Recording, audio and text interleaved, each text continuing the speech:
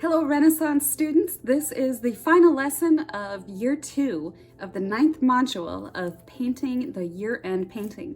I just wanted to come on here personally and thank you so much for all of your encouragement and support this year. Most importantly though, I want to thank you for your dedication to your pursuance of excellent art education.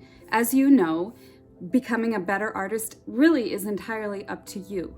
You can take classes and learn technique and all of those disciplines for the rest of your life, and I want to encourage you to do that. But the primary teacher in your life is you. Only you can truly take the reins of your art education by the hand and make it your own. You become your best teacher when you focus and are disciplined and answer your own critiques. The most important lesson, if I can underscore it, to wrap up this year, is to learn how to make your own corrections and be your own teacher, because that is what will carry you through everything else you have to do in your art education, no matter what discipline you want to really pursue. In these 2 years of the Renaissance Academy, the main thing that I wanted to have done for you is to open up the possibilities of what is available out there for you to do. Watercolor, portraits, still lifes, plein air, whatever it is that you can do it. It's not out of your reach. And really, it's just a matter of laying a solid foundation, learning the principles of drawing, and then the basics of painting. From there isn't anything you can't do. And that is the premise of the Renaissance Academy.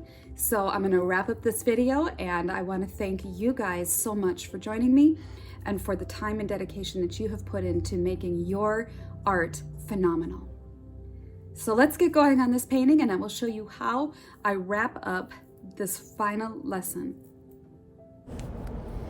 Looking at my painting from last week, I didn't like the dry, barren land down below. And most paintings, as you're working on them, go through some sort of evolution. In this case, I decided I wanted that green of Ireland. This is the Galtee Mountains in Ireland, and it was just such an iconic, gorgeous landscape. So I thought it made more sense as I looked on at my painting, and the idea of what it was all about started to evolve. So I started to put in the Galtee Mountains as I had the photo reference there from Ireland. So beginning with basically the bones of what I'd already laid in place, I altered the skyline mountaintop just a little bit.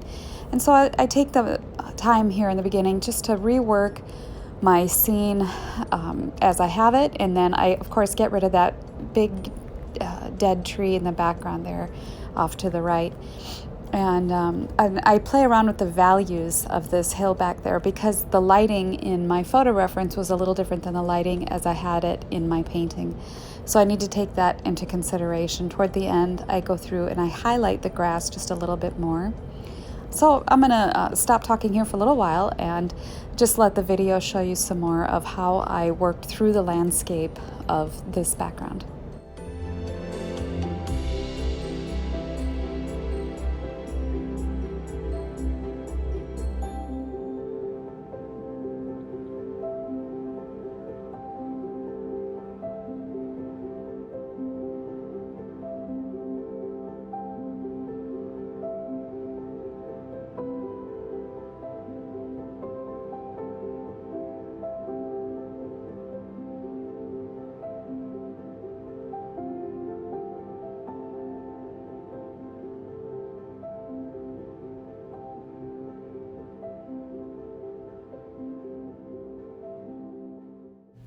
So just like in any of our other paintings that we've worked on through the Academy, I start with the darker values first.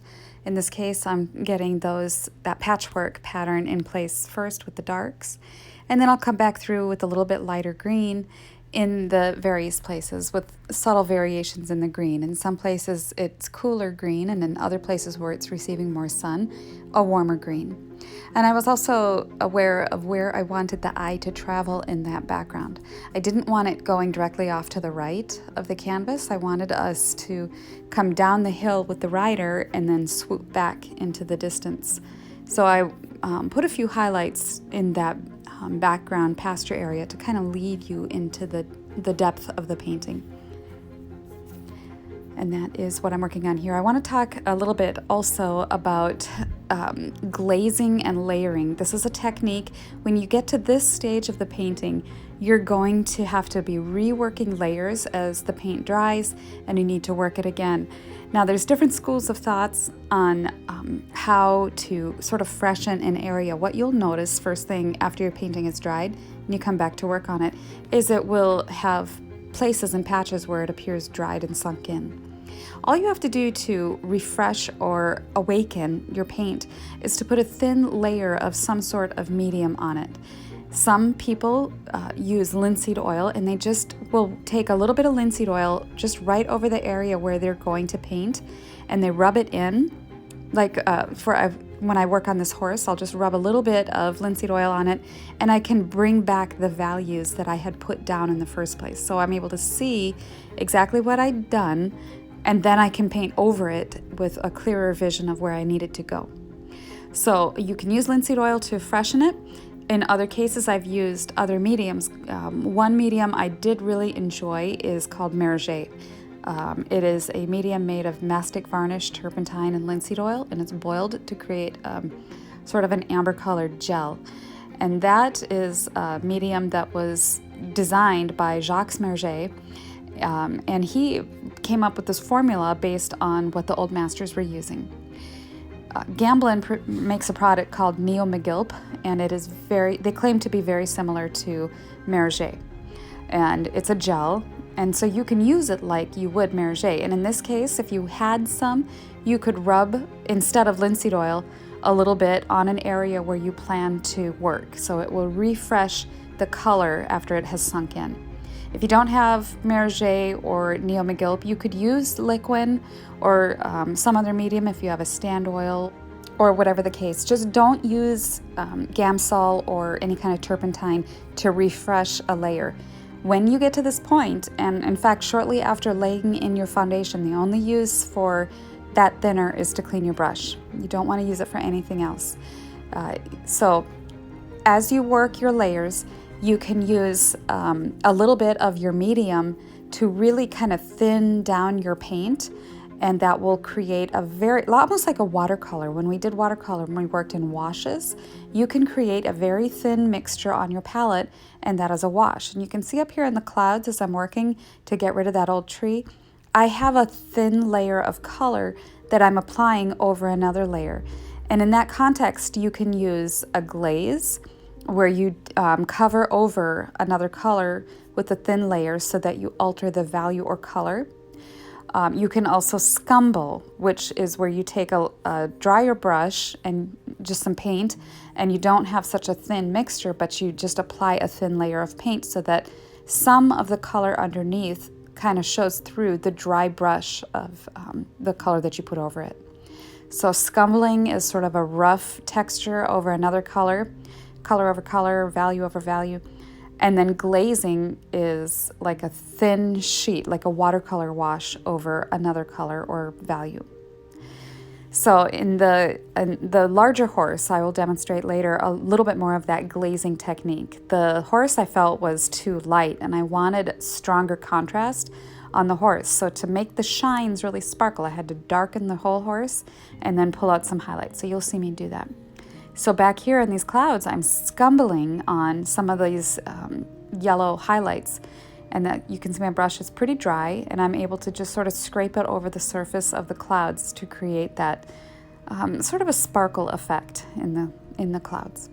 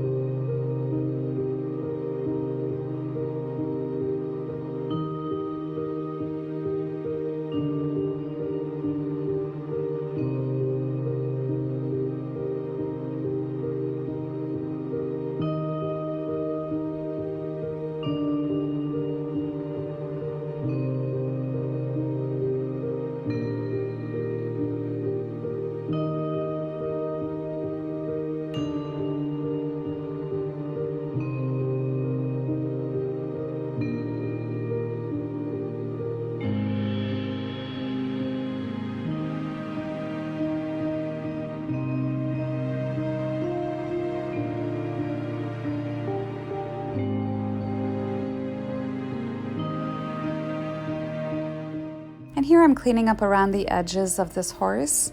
I had painted the background around it so it looked a little bit cut out, and I wanted there to be soft edges and just to make it look more like it's part of the environment. So I softened the edges, blended them in a little, and then pulled out more of the highlights and just spent some time just really giving it the TLC that it needed. It is not the center of interest, although it's pretty much in the center. So it has to play second fiddle to the large horse. This horse represents the future, and I want this one to be going down in the valley. It's relaxed and under control, but with the rider. The rider has authority over the horse. The horse represents life. And so that is our future, heading into a green, peaceful valley. And so as I was working on the different elements of this, thinking about the past, present, and future of this painting, it just really called to mind some of those wonderful aspects of narrative painting that you can play with and you think about while you're working on the story in the feature. So as I'm working on redoing what is known as present, this horse is called Present. We're taking life by the reins. Sometimes it fights us, and that's what's happening. And so our horse is rearing, and I wanted there to be more drama in the whole lighting and the effect of the animal. Although I didn't want to be pulling on the reins as a rider, she kind of represents myself, and as we're going through life, we tell our own story. It's the only filter we have to go from. And so there I am dealing with life, and that's that. So as you're working, your art can't help but be personal, and so, tell your story. So in this case, my story is the past, the present, and the future. So again, just pulling out some of the darker accents, and here I mentioned I was going to demonstrate more of the glazing technique I showed you on my palette. I have those two little cups off to the side, and one of them is linseed oil, and in the other cup, the one off to the left, is the oil painting medium that I'm using. It's a product made by Gamblin called Solvent-Free Fluid. It's safflower alkyd painting medium. And it's just a little bit thicker than oil paint, the linseed oil, but it has a shine when it dries. So I don't know what else they put in it, but I do like it. And it's not like Galkyd, which is more like honey. So I do like this medium, and I use it once in a while. And because it's solvent-free, I can fly with it. So anyway, so I have this nice thinned mixture, and I added some ultramarine blue and burnt sienna just to make a dark mixture. And I'm working that all over the horse and rubbing it in, and you can see it's creating just a thin, darker layer. You don't want to make it too thick. You can do a sample of it somewhere just to see if your value is right on. And then you just move it around. If you get it too dark, you can wipe it off with a dry brush or a paper towel. Now with the cleaner brush, I'm going back through, and I wanted the rear of the horse to have a little more contrast with the background, so I just darkened that background a little bit. But a glaze is a nice technique to learn when you don't want to have to completely repaint something, but you just need to alter the color or the value a little bit. And so you just make a nice thin mixture of it. And so I'm pulling out some of the more extreme accents here, pulling out that highlight and the tail, reworking some of the contouring, adjusting the wonderful shines and contours of the horse's head and neck, and just going along that way.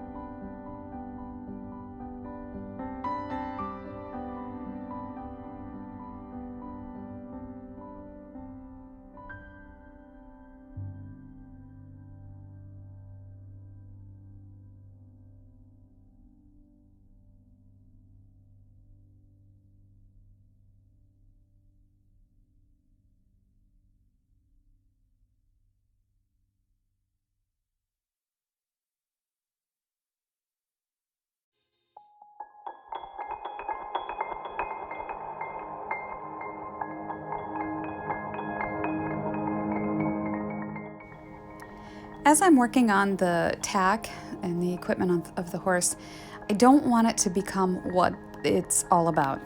So if you make tack, the reins, the bridle, the saddle, too, and I've used the word before, observed, if you sit and focus on it, and it becomes too thingy, and I'm throwing a lot of technical words out, but if you give it too much detail and contrast, it's all you notice.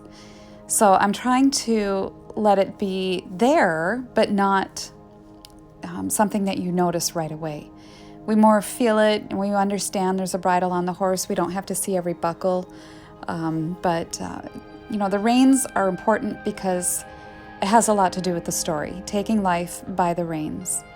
And so that is, I just wanted to call attention to, if you are painting a horse or you're painting anything that has different trappings on it, be careful that they don't become too noticed and too much what it's all about. Make sure that you always take everything into perspective and look at the whole picture and see that nothing becomes too, like it's standing out too much, crying out for attention.